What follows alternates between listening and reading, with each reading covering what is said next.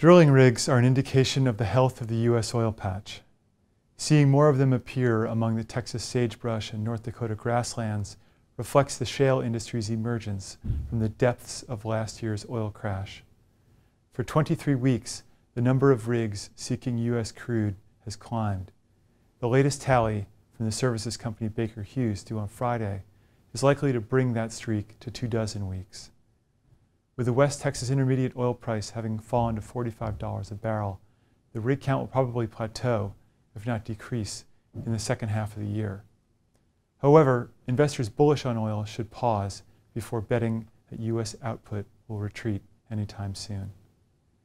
Shale oil relies on ceaseless drilling to offset fast production drops at wells, but it takes 4 to 6 months for newly drilled wells to start producing.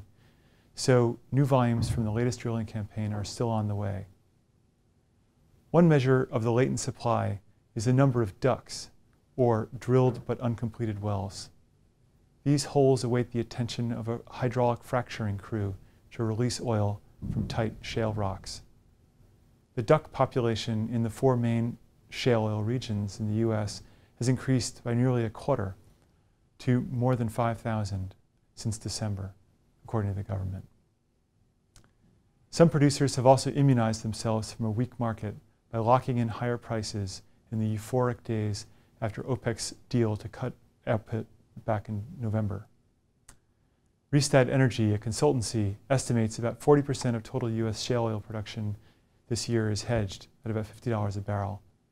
And hedging rates are as high as 70 to 90% in choice areas such as the Permian Basin of Texas and New Mexico. Fewer rigs may mean a smaller hit to production than before, because individual rigs are more efficient and productive. Oil output in leading shale zones is now estimated at about 5.4 million barrels a day from nearly 650 horizontal rigs. 3 years ago, production was 1 million barrels a day less, but there were more than 1,000 rigs drilling. With oil markets weakening, Goldman Sachs, one of the most active banks in commodities markets, this week lowered its WTI forecast and said prices would be anchored when shale activity starts to slow. But given the dynamics of rigs and DUCs, investors looking for higher prices will need to be patient.